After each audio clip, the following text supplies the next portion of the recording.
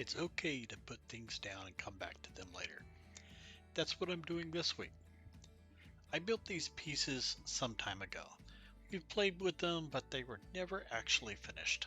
So this week, we're gonna get it done. Starting off with a little bit of flocking.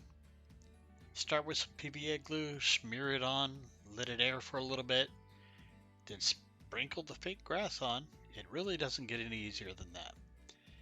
I had this collection of grass tufts on hand. I need to use them up, but I really don't like working with these. I do have much better tufts, but again, my crafter saw won't let me throw them away. I don't recall what brand these are, but they look like they are stuck on a thin piece of plastic with some odd ground litter flocking sprinkled around them. If you see this stuff, put it down. It's really not worth the effort of cutting every piece off. So here we go again. I have these pillars, and they are plain Jane. So I mixed up some grass flocking with some PVA until it was kind of like drying mud and went crazy. I mixed up a little too much though, so several pieces got the moss treatment. Egads, I hate waste. As bad as procrastinating is, I hate to see waste. It hurts my widow crafter feels. I really had made too much of this stuff. So I reached around me and gosh, just about everything that was in reach got the moss treatment. My gosh, I just can't stand waste. It's just kills a crafter's soul. It hurts, man. It hurts. Anyway, be careful about how much you're making. Just learn from my example and don't repeat it. It's better to make a little than too much. This is the roof to a ruined building. That's why it looks kind of incomplete.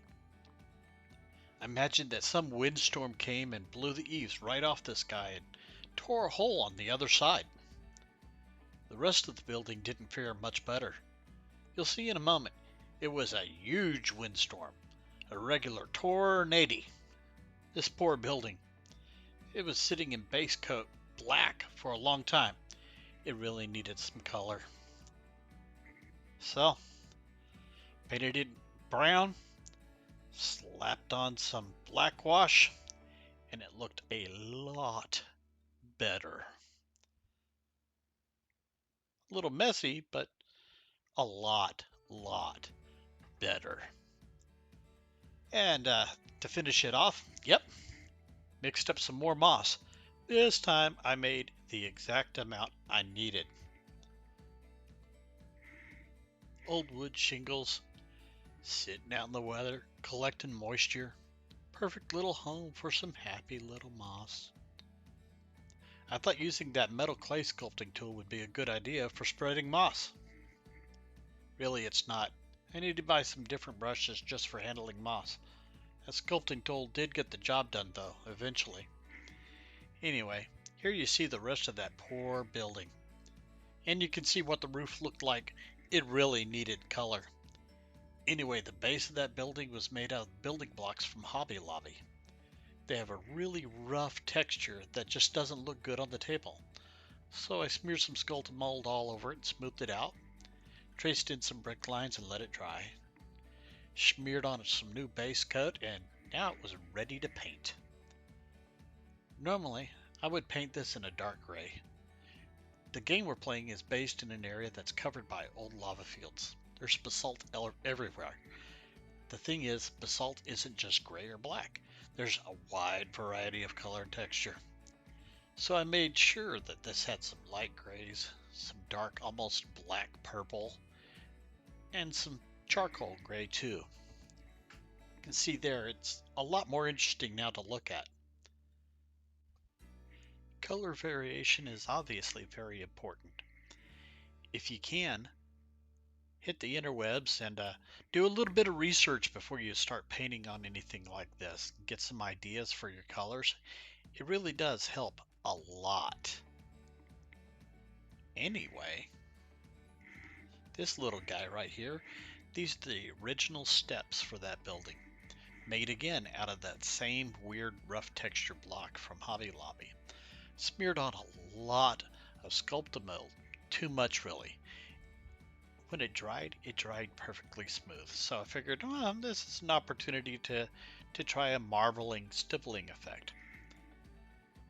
It looked good, that is, until I put on the black wash. In this case, the black wash of doom. The black wash did what black wash does. It settled down into the creases and the little hollows and completely destroyed all that work that I did on the marbling. I ended up going back and repainting this to match the rest of the ruined building. Kind of disappointed, but sometimes that's just what you have to do. This little cabin started life as another Hobby Lobby purchase. It's meant for kids to put together and have fun learning about olden days. I figured I could do something with it and brought it home. I used some of that same hobby brick and built a chimney and foundation. This made it more interesting to look at and the right height for a mini to live in. The window and door that came with the kit were terrible. They were meant to just glue on, and there really were no spots in the cabin design to place them. So I carved a window hole and a door hole. Of course, I didn't do that until after I had built the cabin, so I got the extra fun of playing with my Dremel and Japanese saw. I crafted a new window and door out of dollar store foam and hot glued them into the freshly carved holes. Painted the chimney and foundation hippo gray before moving on to the roof. The roof that came with the kit was also kind of it was plain vanilla. So I cut some shingles out of XPS foam and hand textured them. On this cabin I used my normal painting technique for roofs. I based the roof with a dark brown that I had lightened up with a latte and moved on to paint the grout lines around the logs. I had filled them with a little bit of Sculptamold. This turned out to be a big mistake. After I had black washed the grout lines, were practically gone. I had to go back and with a mini detail brush and repaint them after the wash had dried. Anyway, back to the roof. Like I said, this is my normal technique. Just like with stone, wood shingles can be several different colors, depending on the weathering, the wood used, and if any have been replaced or repaired. You know the drill. So I used a couple of different extra colors. They're all brown and in that same, tonal family. Some raw umber, dark brown. Just like when you're painting stones, you want to break the pattern up. You don't really want to have the colors next to each other. This gives a lot more visual interest and looks kind of cartoony, but the nice thing is the wash will fix that. After I had painted on the roof for a while, I liked how it looked, so I finished it off with a brown wash. The brown wash was pretty thin. I didn't want to lose the subtle color variations.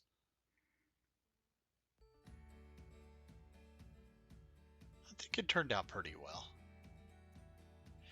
After I did that brown wash, I moved on and black washed the rest of the building.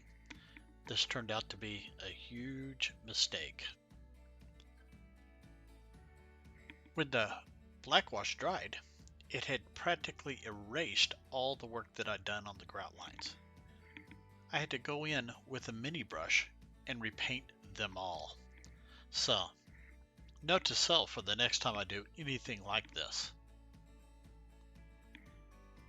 After waiting for the washes to dry and repainting the grout lines, I did a quick touch up with a mix of latte and sky blue to give a silver color.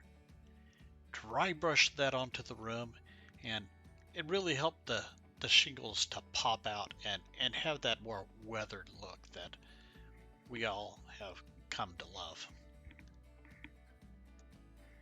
Anyway, it's nice to have these done. More color on the table, and a happier Ian. Remember to like, subscribe, and ring the bell. Have fun.